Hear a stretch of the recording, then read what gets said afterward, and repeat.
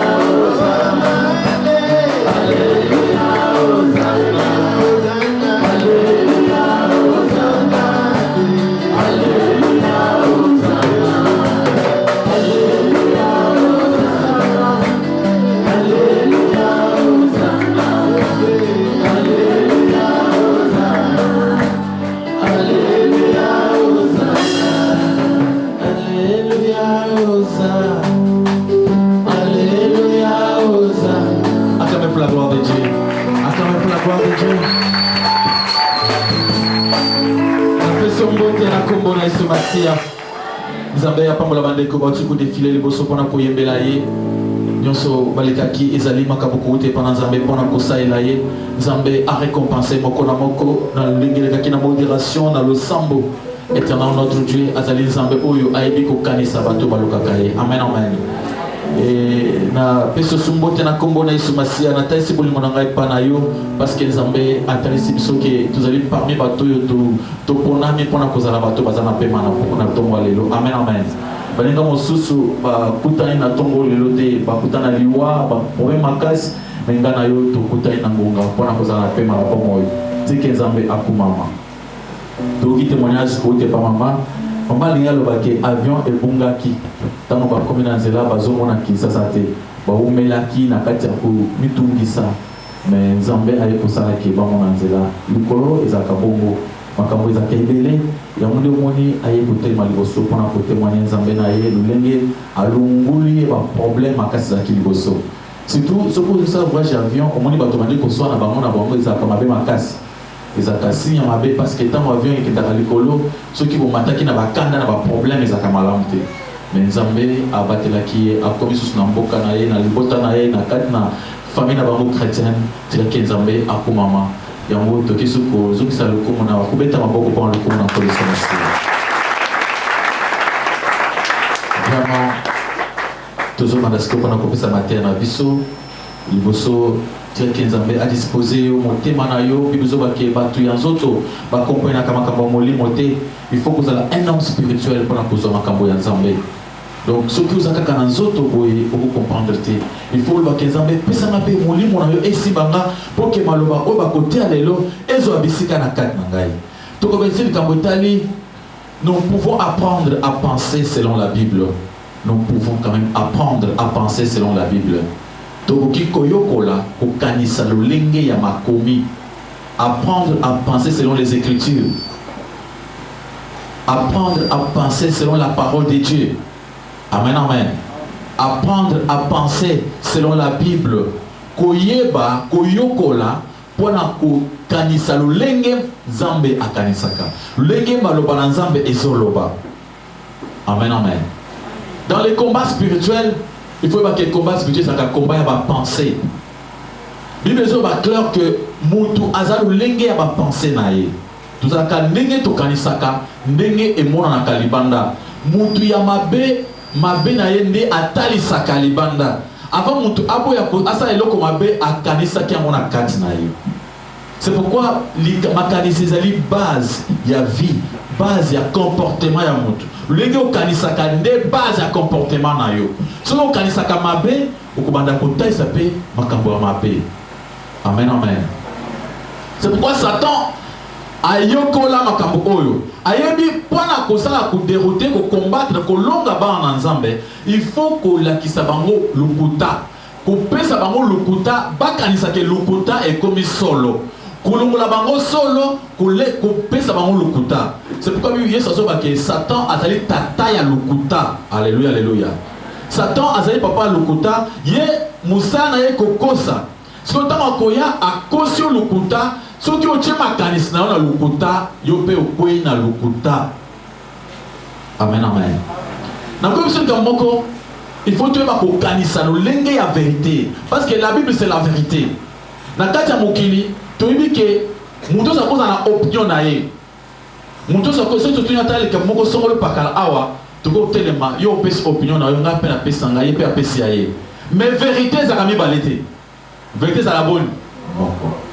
Amen, amen. Soki eza vrai ke mutu Nzambe akelaki ye. Ata tolobaki ezalaki mwa mbisi ekomi mwa ngando ekomi mwa nani mwa makako ekomi mutu. Ezalaka makanisi na biso. Toko kopesa ba raisonnement nyonso. Mais moko il faut la vérité. Alléluia, alléluia. Toko kopesa ba opinion sur toko kopesa mais vérité tikali moko. La vérité en est que la vérité c'est la parole de Dieu. La vérité c'est l'expression de Dieu lui-même. Si tout le monde a la vérité, tout le monde ensemble. On ne peut pas parler de la vérité si tout le monde est ensemble. Dans nous vivre, la vérité c'est d'abord Dieu. Amen, amen. Yango toyeba ko kanisa le lenge ya vérité. Toyeba ko kanisa le lenge ya parole de Dieu. Tout le monde a mensonge. Bato ebele bazo tambola, bazo kanisa na ndenge ya lokuta. Bazo yeba ke bazo kanisa ndenge ya malamu. Mais mais surtout bazo kanisa ndenge ya lokuta, oko se trouver na lokuta, oko mona solution te. Na ko biso lokomoko. Par exemple, aux autres à la voyage, je me sais que et tant au Kemba, on a un aéroport, makambo ezakebele. Après, makambo nyonso ya ba misala, il y a contrôle nos aéroport. Bando qui n'est pas pour un avion na yo, mais avion mi balé na kati aéroport, dans aéroport avion ezakebele. Et tant yo yi, vous en a bien na yo, makambo nyonso pour voyager au Canada, un exemple. Mais avion ndenge za wana efandi wana yo yi para moko na précipitation, au côté d'avion qui est dans l'Afrique du Sud. Yo ozo continue ko croire que au côté d'avion ozo qui est wapi Canada, ozo na billet wapi ya Canada, mais avion au côté qui est wapi Afrique du Sud. Quel que soit fois yo ko za nango, avion ko décoller na motema na yo, yo ko kaisani kala mingi te tozo kita wapi na Canada. Ata ondimi ndenge nini. Tema que l'avion ba loka mingi anglais yo pe ko ba anglais te, o va pe wana zo kanse que non kala mingi te to kita Canada. Et après avion ko kita wapi en Afrique du Sud, ata au siliki, ata au sali ba pere moko ya ndenge, ata ezalaki ko salaki na kati avion na jeune ya 400 jours. Au kitara wapi? En Afrique du Sud. C'est pourquoi surtout on croit dans mensonge, mensonge comme ka côté mensonge me maka. Amen amen. Ce qui mutu asali boso na yo asa escroc. Alléluia alléluia. Abandi ko ajo peso mazola lukuta pona ko yiba yo, ata yo che confiance. Amen amen. Ata lubi tengana njimi ke nzambe na ngako za na mutu yo. Mais mon don a escroc. Bon, et coquin. Alléluia, alléluia. C'est pourquoi il s'est tout ils ont raisonné dans la parole de Dieu. Tout raisonné dans la Bible. Parce que Satan a yokola pour la dérouter biso. Amen, biso lukuta. Satan a zo pesa biso lukuta. Lukuta ne sali que ozo obandi ko croire na lukuta. Tant ozo croire na lukuta, moi ba sous vérité ezalité au se trouver libanda. Ya moi ça le bi. Vous connaîtrez la vérité et la vérité vous affranchira. Jean chapitre 8, verset 32. Solo et pesaka et sikolaka et kangolaka. Amen, amen. Pourtant, on a une vérité. Ils n'ont pas si on s'engaille. Il y a un biso. Tout yokola, quoi, kanisa. Parce que base à vie na biso, ils ont pensé na biso. Ba penser na biso, des autres dirigeants mobimba na biso. Ndengo zali wana bilamba olati na nzoto e bandaki na ba penser na yo. Amen amen. Okumana muntu yo sozana couleur moko alingaka makasi. Azana chemise alinga wa partir ba penser. Yende azo kanisa bongo. Ata okene wapi okomona ata bokomi na magasin moko na ye. Tango bokosuma biloko ekokesana. Muntu na makanisi na ye. Alors penser na yo c'est toute ta vie. Alléluia alléluia. Il y a un moment où tu vas combattre la motema na biso pour que makanisi na biso ezala diriger na kotambusa na kati ya vérité. Le soki na tambusi makanisi na koyoka lokuta, lokole lo lokuta ezana kisasa trop. Bato ebele bazo prêcher mensonge. Et bato bazo croire mensonge, ba okoya na kati ya mensonge. Acclamez pour la gloire de Dieu. Vérité ezoloba, femme soyez comment soumise. C'est la vérité. Vérité c'est que moi si, ce que Nzambe a keli biso, moi c'est na mobile. Tout ça dit quand ndenge moko, o eleki mususu azalité. Mais Nzambe a keli ko que moi si il faut ato sanane mobile. Na ndenge libala il faut femme azala soumise. Mais aujourd'hui, le kota est bimi mususu. Bato ba maman makambo bele bimi mikanda musu e bimi. Baso bate. Mobile comme soumise akoya ko nyata otina monoko. Il faut ce qu'elle dit ayo pe le la kisiye. Mais Nzamba qui moi ça la bonne côté. Nzamba qui moi se pose la question pour le bi boye moi c'est azo tout ça mobile na ye. Mais yo OK ko la mikanda mosusu. Mikanda ne zo banene mo wana ezalinde anya tona monoko. Ce qui a ça il faut l'accepter yende nani. Amen amen. Mais moi c'est que la bonne côté. Au comment est-ce que yo zama na moi si. Mo zo ngape ndo bilobi ozo pe ni bala. Ozo pesa bala lobby. Pourquoi bala lobby ça la moi ça on a soumise et pas mobile. Yo mona ka mututé. So ta mututé moi ça ta ba to bon côté. Alléluia, alléluia. Le Seigneur qui m'obali. Tel qui m'obali kuna. Okolo mpe mboso ko sepe mbala ka ndenge wana. Pe ba ko bona libala. Mbala pe ko vana mwasi abongo te. Amen amen. Alléluia. C'est la vérité. Olinga teza basa comment. Mwasi akoto sanani. Ça c'est la vérité. Ata batoni non te weza kuna tabiso wana ezali makambo ya bato bakomi na mikanda mosusu mais nzambe akelaki lola akelaki mabele akeli mwasi na mobali ali mpo ke bato bana ndako alibala mwasi na mobali mpo bazala mibale po esimba il faut moko asala nini atosa ayikoba non mwasi yo okotosa mobali nzambe akomi bongo esili mais yo ozoba nini nga nakotosa ye te ye bamona akomi komatela nga ti na motu nakota ese mpe ke ye aleki nga eloko moko te sikoyo heureusement oyo ozwi eza lokuta lokola eza lokuta yo mpenza makambo ya mabala tika na yo amen amen tika na yo ekosimba te maboko mpona lokuma na kolesi masi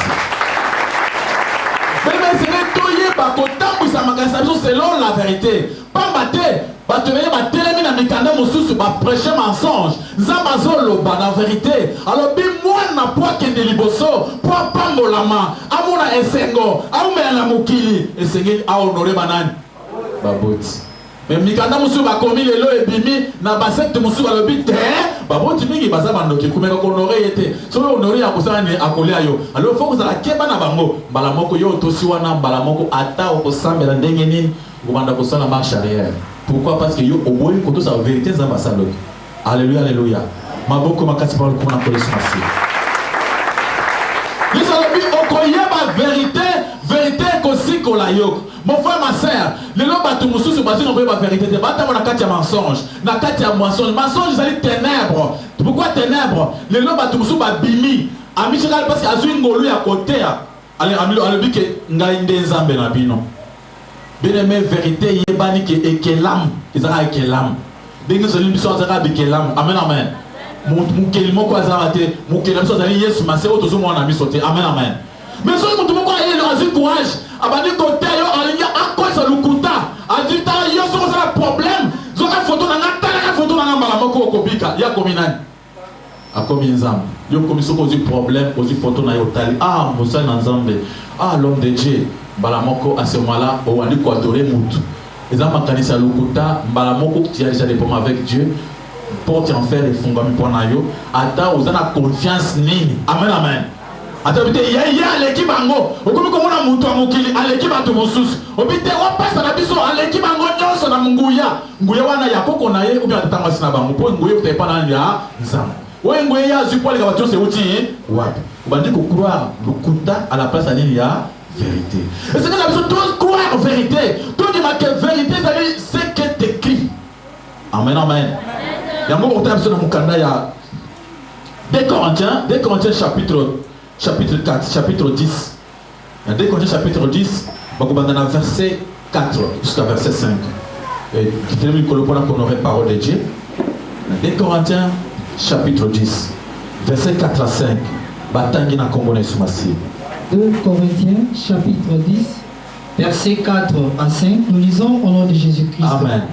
Car les armes avec lesquelles nous combattons ne sont pas charnelles, mais elles sont puissantes par la vertu de Dieu pour renverser des forteresses. 5. Oui. Nous renversons les raisonnements et toute hauteur qui s'élève contre la connaissance de Dieu et nous amenons toute pensée captive à l'obéissance de Christ. Maboko makasi pa lukumu na kolesi masia. Biso bake bitumba to bundaka ba arme na mo eza ba arme makasi. Yo kandenge bazo banda pona ko bunda. Ba bi c'est ko renverser par raisonnement nyonso eza libande ya parole de Dieu. Ce qui est raisonnement aux anango eza en dehors ya écriture. Déjà il faut olumulango etos à Jésus. Amen amen. Il y a un proverbe pour la Proverbe chapitre 16, verset 20. Celui qui réfléchit sur les choses trouve le bonheur. Il faut qu'on réfléchisse. Sans réflexion. Si on dit qu'on dit ça pour réfléchir, il faut réfléchir. Amen, amen. Alléluia. Quand on vous prêche, quand vous écoutez la parole de Dieu, vous écoutez un livre, il faut réfléchir. Est-ce que Makambo Oyo est selon la vérité ou bien selon les hommes? Il faut réfléchir et on se confie dans les âmes. Celui qui réfléchit sur les choses trouve le bonheur. Tu veux pas sans réfléchir. Amen, amen. Acclamez pour la gloire de Dieu.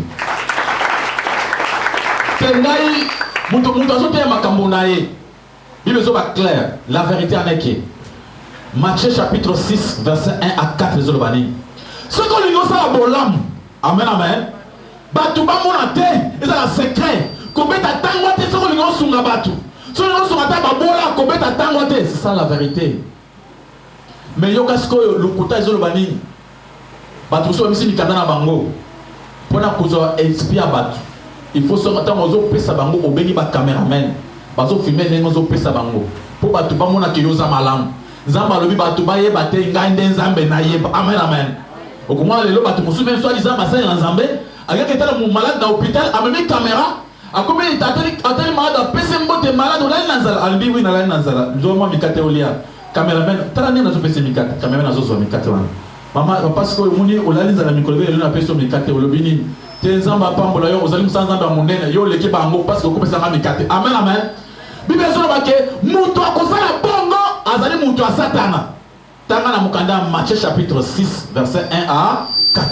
Babi kopesa teta mozo pesa bato zo beta tangwa. Kopesa za la secret ponga moko nzambe na pesa yo na sima. Pamba te na bengo na hypocrite. Ce sont des hypocrites qui font de pareilles choses. Mais yo moi en ensemble mon Christ, il faut aux soucis, il y a que osa ya bolam dans des secrets. Amen amen. Parce que avec tant on compte ça magasin dans la vérité, Satan on cause à se suspect. Mais ceux qui ont ligne Olanda Satan a causé que batuba beto ma boko. Batuba tombola yo pourtant que Nzambe accable la gloire dans mon temps qualité. Acclame pour la gloire de Dieu. Alléluia alléluia. Amen amen. Proverbe chapitre 16 tout en rabbi.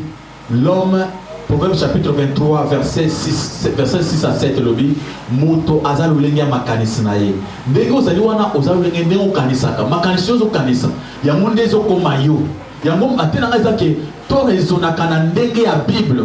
To zo ko raisonner selon les Écritures. Akabe pour la gloire de Dieu. Milolo.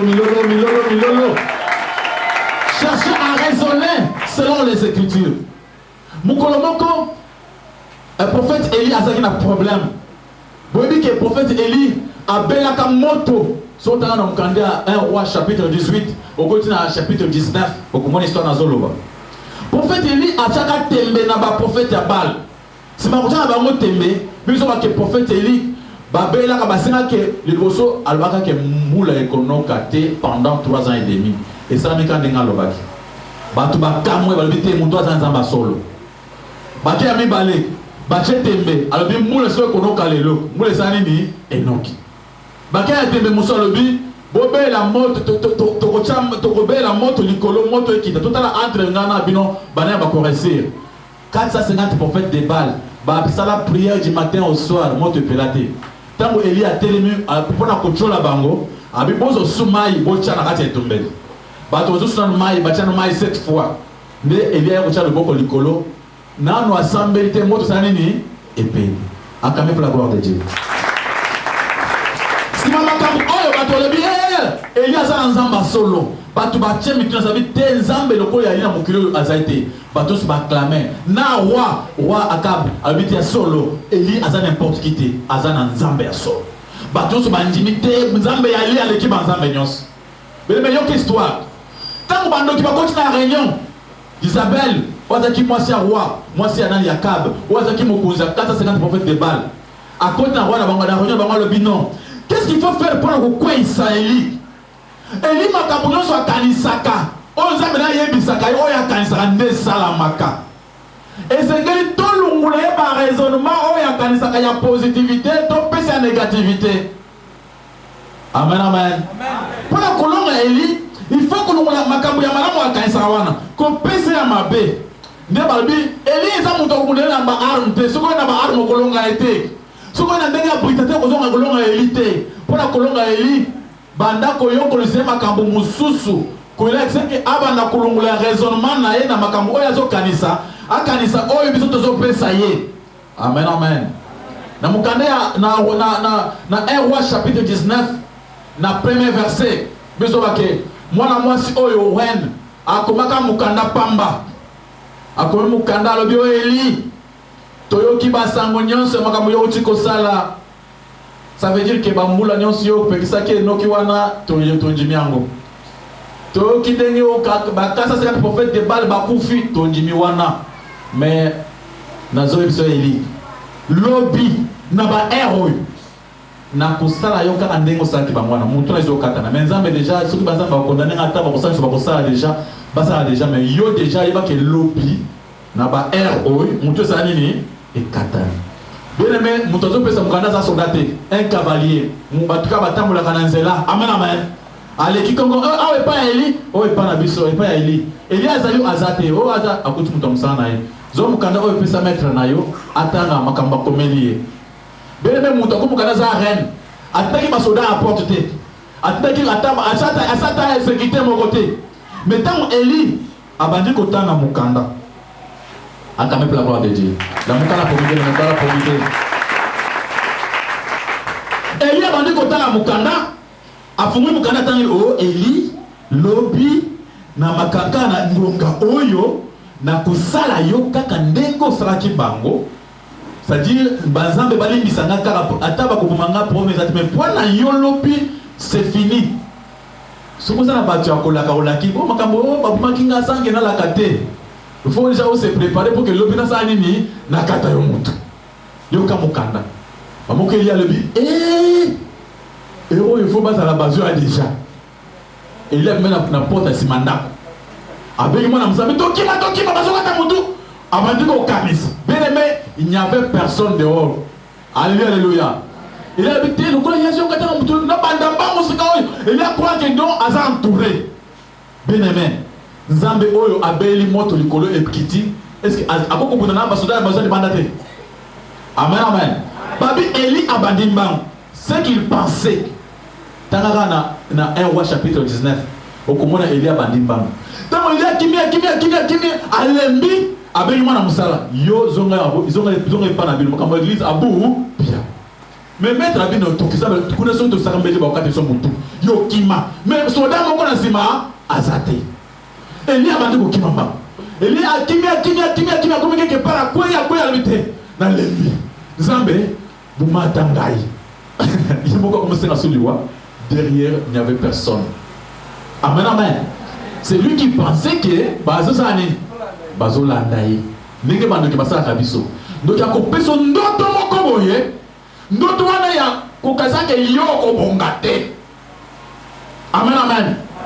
Ndoto wana ekozaka yo douter parole de Dieu yo kaka ndenge bakoko na bazaki bapola okufaka na mopola yo okobota na mokili te. Pourtant besoin que bateau bandimeli soit comme bana nzambe nzambe azopesa un pouvoir. Amen amen. Nicolas Bilo connaît son abbé puis bateau na ba kolonga ba koza balongi mais yo déjà à partir ya ndoto. Amen amen. O bandi ko raisonner suka suka mo ba osena liwa o ngana mukenya ko tika bato na suki na okende o suka po ani ezama kanisi zo raisonner nzamba lobi na yo bongo te akame pour la gloire de Dieu. Baboko makasi milolo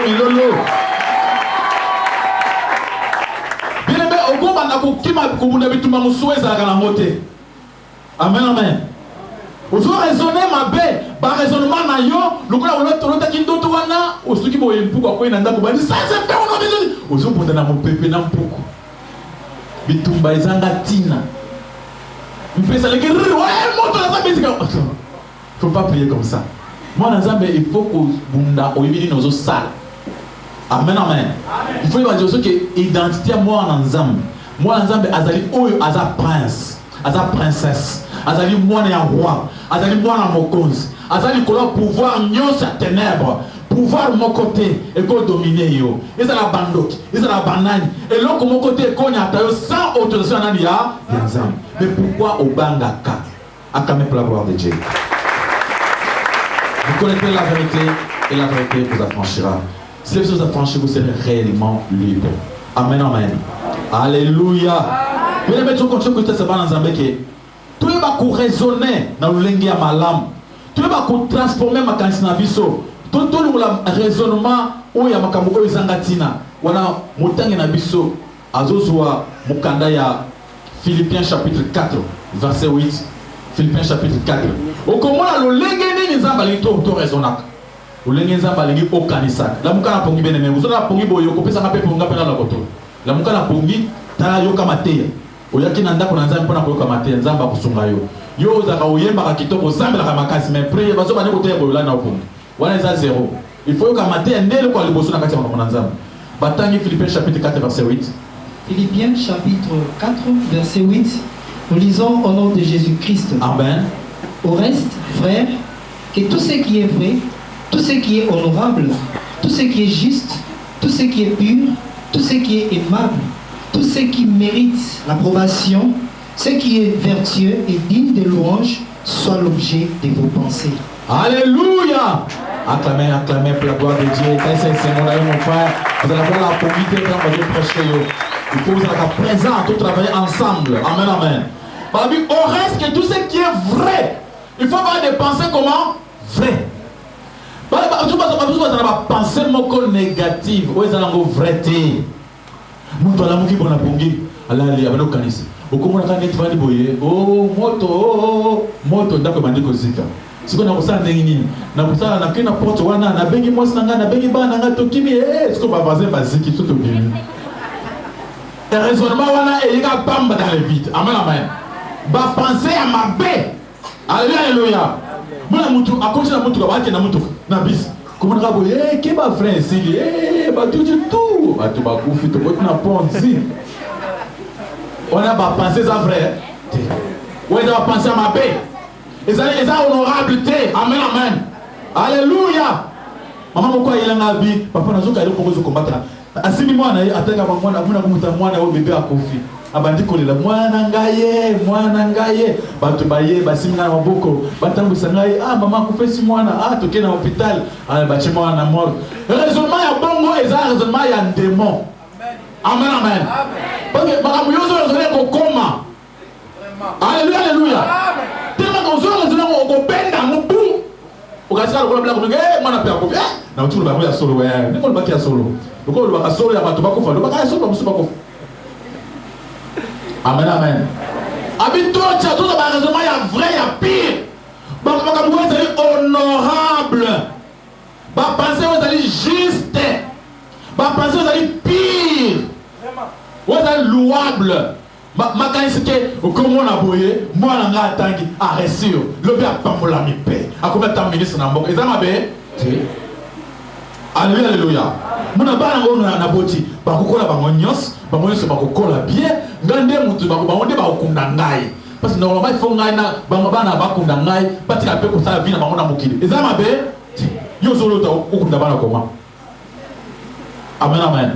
Mais tous va penser aux amis vrais. Bien même quand ils amis vrais, il y a des gens qui raisonnent comme ça. À quel moment on est à l'hôpital, mon bal bien moi ça zobela. Il y a ça on a comme on a boyé à Kofi. Ce qu'il y a tant on a boyé, il y a ça mais pour on a bika, il y a ça on a Kofi. Ce qu'on a dans la Rousani, le pango ya kuna na kozongo pour la boy. Où il y a côté non. Pas penser on les a pirté. Ils ont pas pensé mais injuste. Alléluia alléluia. Amen amen. Ma beaucoup pour le comme on a collé ce massia. Ndeko moko azalama busuna ye moke abanda kobela azana hôpital bapisana solo na ipa moko papa na biso to na awa bandeko na tango bazoya après biso bike ye moto azaki pembe na hôpital pona kosunga moninga na ye so bandeko fami bakomi babenge pembeni est-ce que asa asali mukanda pona lupango ya monene wana pitika na biso po bana na bako yo chapso kukaka pamba lokola mapango eza ebele akabula déjà biloko apesa biso par est-ce que weza makanzini ya mabe muto alongo na ndako na ye aketi akoti na bis aketi na hôpital sika moninga azobela pour se est-ce que soka boli biloko na noté pour so par na biso pour zo mona boyo kufi boye bana baya ko bundisa biso moninga za na hôpital yo na mona moto akoti hôpital abela bikite comment yo zo ka ye faut akufa na hôpital. Amen amen. Il faut ça na penser normal ya bien au moins temps moninga biso likambo za boye ata likambo wa ko changer mais yo zo to ba ka yo ko bonga. Alléluia alléluia. Yo ba ekobonga mutu asambela kapesa bato bapense négativité. Alléluia alléluia. Maboko makasi par le comme na kolesona.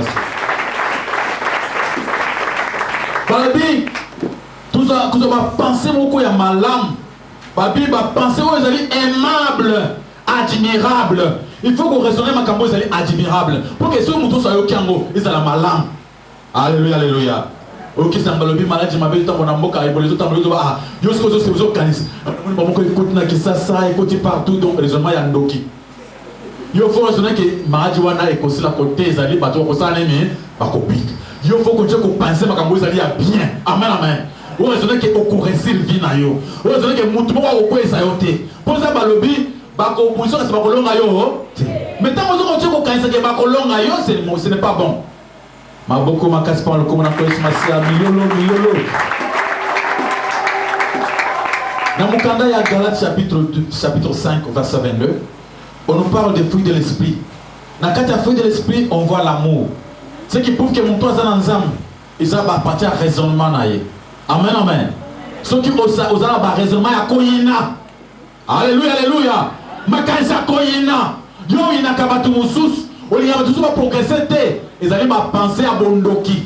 Ya nzambe te à satana. Tala motema na yo. Et c'est que ko contrôle la ka. Makansi ne ya kona mutu. Amen, amen. Pona moninga. Pour un voisin, pour un moine moninga, au raison de la nini, au raison de la moninga, à tout un échec, pourquoi? Pourquoi il y a un makanisika ya mabe ya kuyina? Makanisika kuyina, makanisika moutoua za nzambete. Puisque par exemple, il faut makanisika ya bolingo. Alléluia, alléluia. Balobi la joie. Moi, nzambe, azali moutou ya esengo. Bunda, au combattre kanda na kat na yo, au combattre ba. Uchaka batu dispose à mais batu na ba lulenge ya yo longi usaka nango bunda ke longi na yo ezala lokola les autres transmettre ce qu'on appelle quoi la joie. Alléluia, alléluia. C'est pas l'homme na tongo l'homme na ba imer na nga ya mabe obenga mpe ba imer na nga ya mabe donc yo se peli ba imer na ya mabe wana ezala ya yo. Amen, amen. Boya ba imer na mabe tika la satana yo sa mwana nzambe. Amen, amen. Olamuki na imer ya bien. Aux autres transmettre la joie. Alléluia, alléluia. Balobi, nakati ya molimo tozomona ke il y a la paix. Faut que la makanisi ya kimia, ba penser ya paix. Amen, amen. Ozomona ke kimia nzambe ezana yo, ozomona ke yo nzambe akopambola yo, quel que soit besoin traverser, vous êtes très sûr que nzambe azali mettre temps, per circonstance, akopesa na kimia. Amen, amen. Nzambe akopesa nini? Kimia. Maboko makasi pa lokomona ko lesomasia. La paix ça dire kuluka kimia na batu nyonso partout zalaka kulinga ozala bien. Chercher la paix. Pas penser à paix. Si vous avez un peu de moni kandi nga na kulanda ze na kotalisa ye na kote. Oyo makaniso eza kimia te. Pour ça bien na bande na fa so so ka nini? Kimia. Alors pour ça kimia il faut la limbisa moninga nanga. Amen, amen. Faut tout coopérer, tout ça va bien. Des cambois comme on est aussi là, des moninga et limbisa makas, on ça nini et si. Pas ma question là c'est que na ko la qui ça y est, na ko prouver et ça kimiate et ça makamwa satana. Amen, amen. Ma beaucoup pour le comme on coller sur masia. Na ba fruit de l'esprit, ba tu batalisi molimo ya ndenge ya vous voyez ça ya nzambete. Molimo ya nzambe ezana Galates chapitre 5 verset 22. On parle de l'amour, la joie, amen, amen, la patience, la maîtrise de soi.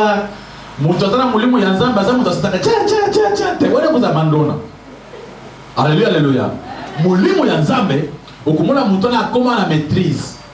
Aya sa likam, moni a raisonner atiki. Amen, amen. Mutona zaki méchant so sali mabe azongisi, akomi ko limbisa. C'est ça molimo ya nzambe. La patience. C'est-à-dire qu'on y a qu'on patienter, qu'on supporter, baninga. Mouli mon avis pour ça la canisayo donc ah les camboisés mais oh là il faut patienter. Amen, amen. Il faut comprendre nzamba yebi. Il doit apprendre à patienter. C'est ça l'esprit de Dieu. Mouli mon nzamba yangwana. Mouli mon ya misala malam maboko makati par le comme on a connu sur la sia.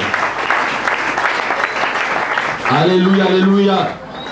Yesu azoba na mukande ya Jean Matthieu chapitre 7 verset 15. À partir du verset 15 18 à l'obi bakoyeba muntu na mbuma bakoyeba muntu à partir ba mbuma na fruit. Si vous avez muntu mabe bakomona ka bakanda babiloko mabe ba raisonnement ya batu bakufa esprit mo yoko zobenda benda yango. Soko ovandi bonde kona de komina sa kufa kalabasi baleka yo ka soko ngovana mvana kanisa he de kodaga banda okenda uzobenda mulimo aliwa ekolanda yo ekolato lokole lamba. Alléluia, alléluia. Babi muntu asa kufi c'est fini on oublie. Atani pe muntu na yo te ya bato nani? Ah yo sala mutu te. So iza bazuye azuye. Yo tikali mawa tika kobenda bana biba koyeba mutu na mbuma na ye mbuma nini mbuma ezali à partir ya bizali comportement ba raisonnement na yo yango alobi ba koyebelo yo à partir ba raisonnement wana na mukande ya Jean chapitre 15 bato bazokoma Jean chapitre 15 verset 5,8 Yesu alobi nazali nzete ya bomoi amen amen bino bozabi tape soki bokatani na ngai moyen bobota mbuma ezate esengeli bozala bokangama na ngai po bozwa bomoi etape wana nzete ezaka parole de Dieu alléluia alléluia tozala attaché na parole po tozwa vie Yesu alobi soki boza na nga te bokosala eloko moko sans moi vous ne pouvez rien alors esengeli na biso tokangama na parole de Dieu yango nde vérité solo tokangama na parole de Dieu yango nde ebongi mpo na biso kokangama na yango totika kokangama na biloko mosusu alléluia alléluia amen amen lungo kokangama na biloko mosusu kangama na parole de Dieu car parole de Dieu est sa vie parole de Dieu ekokangola yo parole de Dieu ekodélivrer yo parole de Dieu ekopesa bomoi alléluia alléluia la parole de Dieu yango nde ezali ko sala ke raisonnement na biso eza la base ya ba raisonnement na biso lumula ba raisonnement ya lokuta banda ko contrôler makanisi na yo réussite na yo e ko dépendre na makanisi kanisa amen amen alléluia alléluia banda ko mole ko tia mutu place ya mutu o tia nzambe place ya nzambe alors banda ko raisonnaka nyonso salaka o comparer par rapport ya parole de Dieu est-ce que raisonnement o nganza nango eza mabe ou bien eza malamu amen amen raisonnement ya koyina raisonnement ya kochola raisonnement ya kotonga est-ce que ça nzambe c'est pourquoi c'est na biso to se contrôler pambate makanise ko comme so liboma à partir ba penser bandi ko raisonner mabe à partir ba penser na yo et même yo côté mabe c'est pourquoi il dit vous connaîtrez la vérité et la vérité vous affranchira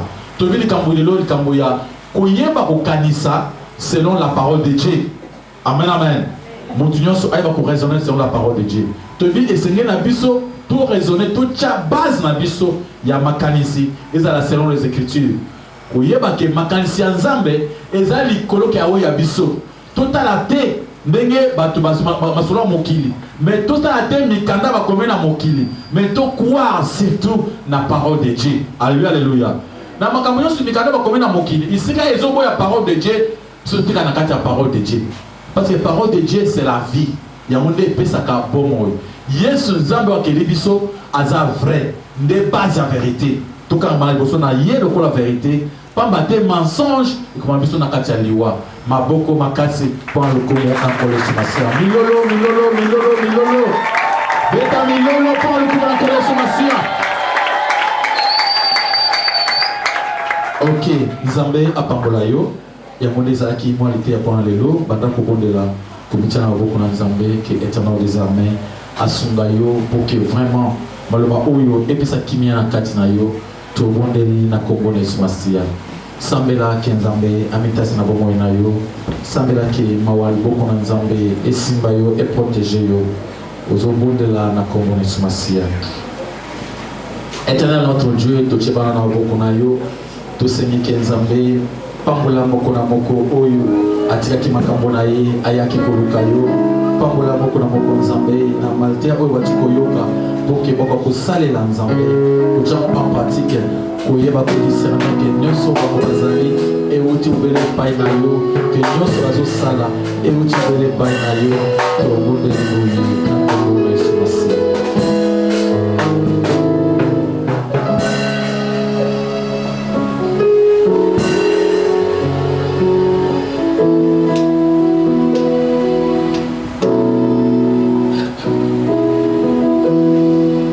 amen amen nzambe ya pambola yo vraiment comme on peut se dire que beaucoup na nzambe ezala na yo